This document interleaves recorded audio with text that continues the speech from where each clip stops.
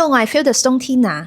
你哋身邊咧有冇一啲朋友係好迷水晶嘅？然後佢成日都話：哇，呢個水晶好秘啊！呢個水晶能量好強啊！你快啲 feel 下啦！你聽到佢咁樣講，有冇覺得好疑惑，但係又好好奇嗰種其實係咩嘅感覺呢？其實假如你未試過感受水晶嘅震動咧，係再正常不過嘅。咁但係其實感受水晶震動呢件事咧，亦都唔係啲乜嘢咁出奇，好似傳說中嘅事，其實好普通嘅啫。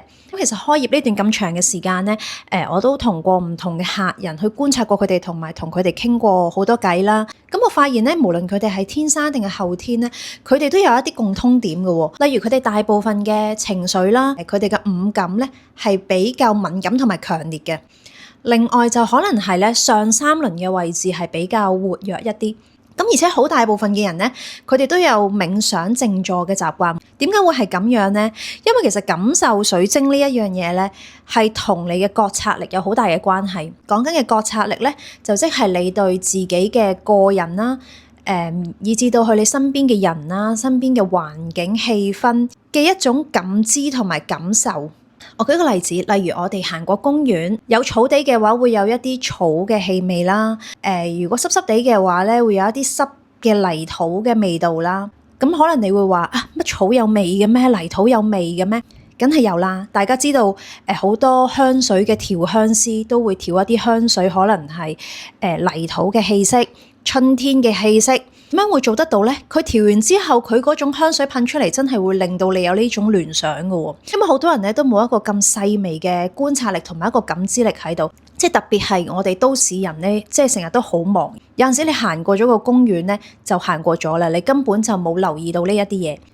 咁覺察力呢一樣嘢咧，其實對每一個人嚟講都好重要。例如有一啲人如果覺察力比較弱嘅話咧，佢可能連佢自己嘅身體嘅一啲唔舒服啦，或者佢嘅心情、佢嘅情緒上出咗問題咧，佢哋都可能會察覺唔到嘅。咁但係其實如果我哋嗰個覺察力比較敏感嘅話咧，我哋可以對自己嗰個 awareness 會再強啲，以至到咧對於你身邊嘅人，例如你嘅朋友、你嘅家人，到底佢哋中意啲乜嘢，感受係乜嘢咧？又或者係推至一個環境嘅氣氛，你去到一個地方，佢入到去會唔會令到你覺得係好乾淨、好舒服嘅呢個環境？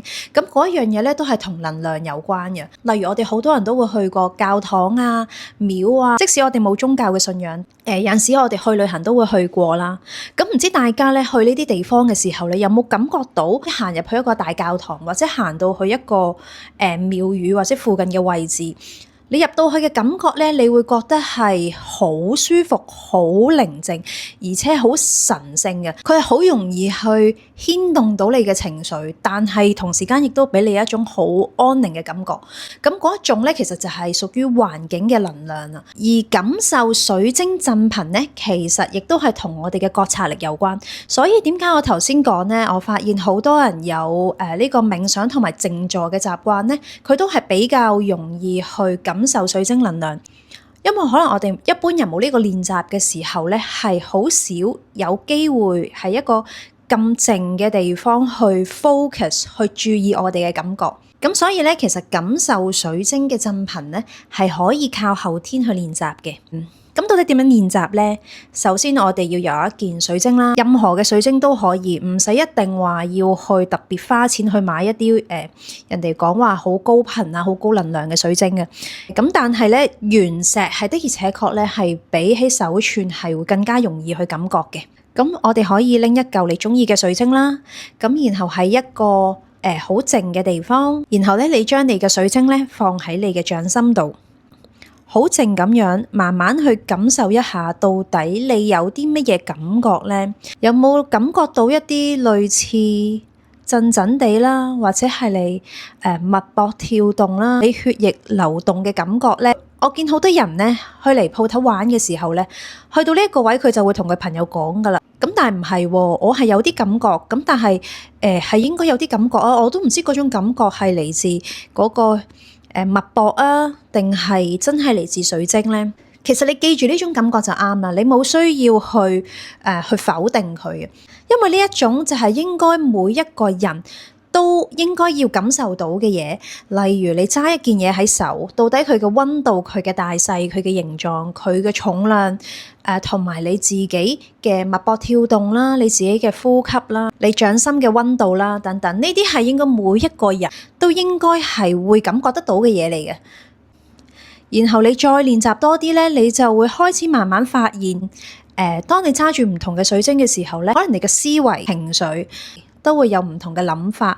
亦都有一啲客人咧，佢係比較 sensitive 咧，佢拎住個水晶，佢會感覺得到唔同嘅脈輪嘅位置會有唔同嘅感覺啦。例如可能會係third eye 嗰個眉心位比較痹啊，或者拎住啲黃晶嘅時候，佢嗰個胃啊呢個位置會有一種暖暖地嘅感覺啊，等等。無論喺身體上、觸覺上，或者你嘅思維上、情緒上，所有嘅一啲俾你嘅感受，你都可以慢慢去記低同埋察覺，咁然後你就會開始慢慢發現到唔同水晶帶俾你唔同嘅感覺同埋樂趣㗎喇。好啦，希望呢段片可以幫助到大家解答得到你哋對於水晶震動嘅呢個疑問啦。我哋下次見啦，拜拜。